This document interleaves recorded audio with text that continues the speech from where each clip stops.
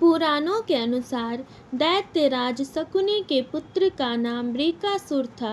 वृकासुर बहुत ही महत्वाकांक्षी युवक था और उसकी हर समय यही इच्छा रहती थी कि वह संसार का अधिपति बन जाए। एक दिन जब वह आखेट के लिए जा रहा था तो मार्ग में उसे देवर्षि नारद मिल गए। वृकासुर ने उनका अभिवादन किया। नारद ने पूछा, कैसे हो युवराज? तुम्हारे माता पिता कुशल तो है ना?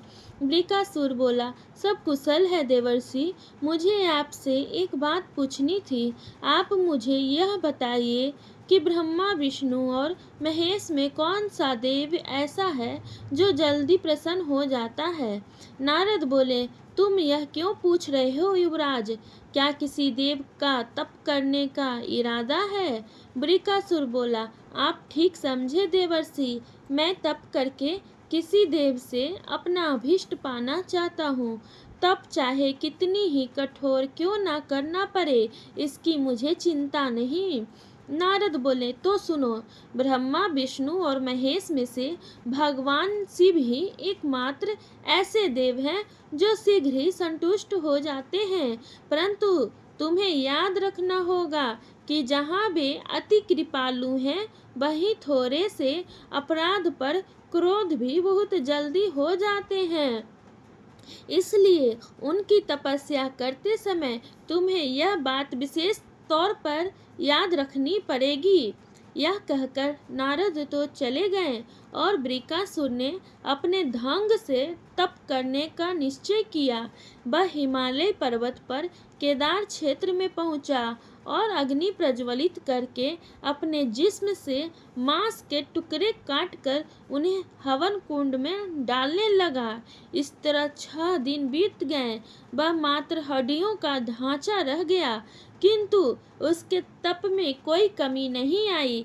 7वें दिन उसने अपनी तलवार उठाई और अपना शीश काटकर हवन कुंड में डालना चाहा।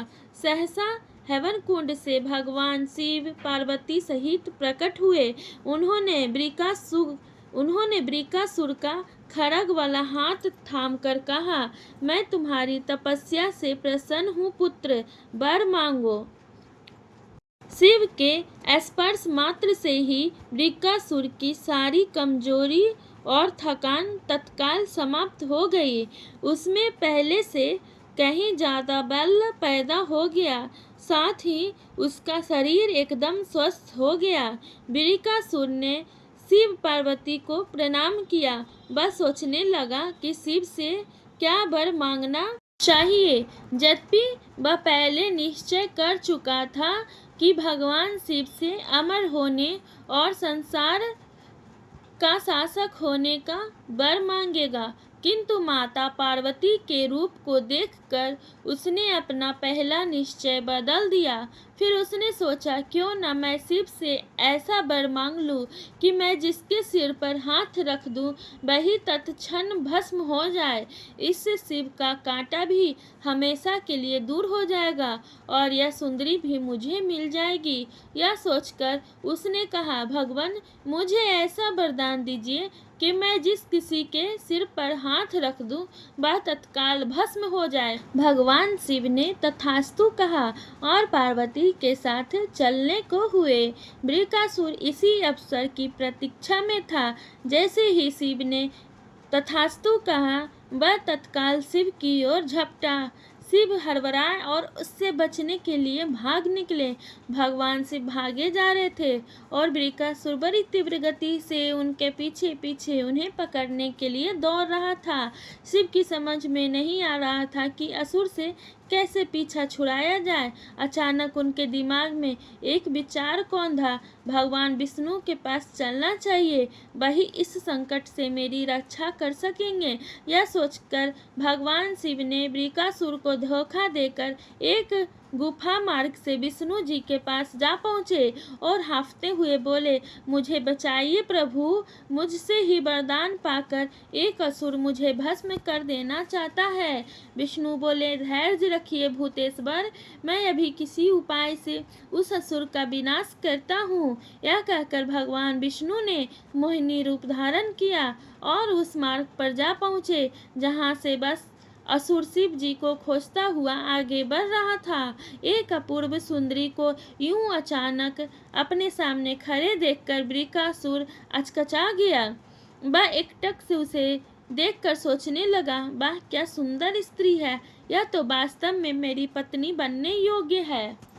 वह यही सोच रहा था कि मोहिनी ने मुस्कुराते हुए कहा, यहाँ इस सुनसान में क्या करते फिर रहे हो दैत्यराज? ऐसा क्या हो गया कि आपको एक साधारण मनुष्य की भांति आतुर ढंग से दौड़ लगानी पड़ रही है? वृकासुर बोला, मैं शिव का पीछा कर रहा हूँ सुंदरी, वह मुझे धोखा देकर यहीं कहीं छुप गया है। मैं उसको भस्म करना चाहता हूँ ताकि उसकी सुंदर पत्नी को पा सकूं।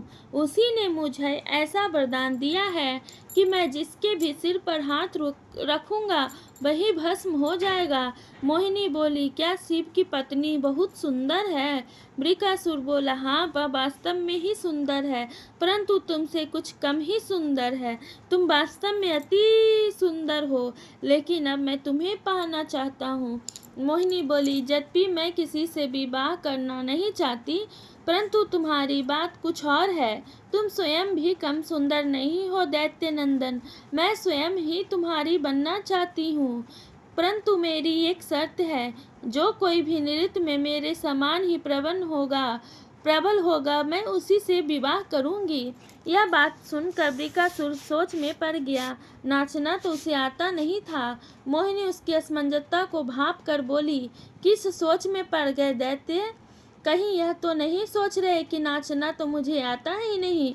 वृकासुर झेंपते हुए बोला, सच कहा तुमने सुंदरी, मैं यही सोच रहा था।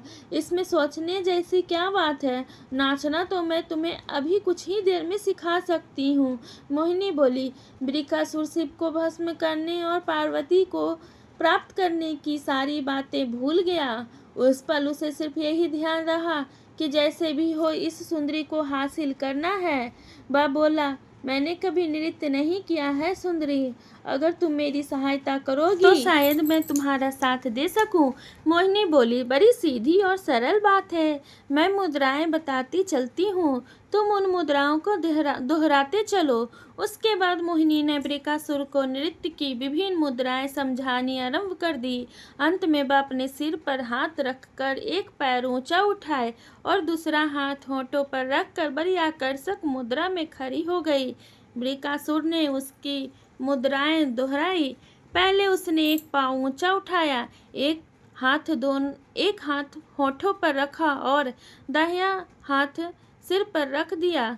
अचानक बिजली सी कौंधी और देखते ही देखते वृकासुर धू धू कर जलने लगा।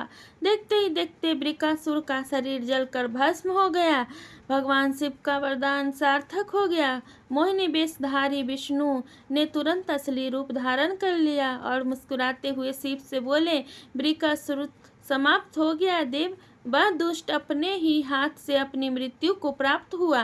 भगवान शिव ने संतोष की सांस ली, फिर बोले, लेकिन यह संभव कैसे हुआ भगवान? उसे तो मैंने वरदान ही ऐसा दिया था कि वह जिस किसी के ऊपर हाथ रखेगा वही भस्म हो जाएगा।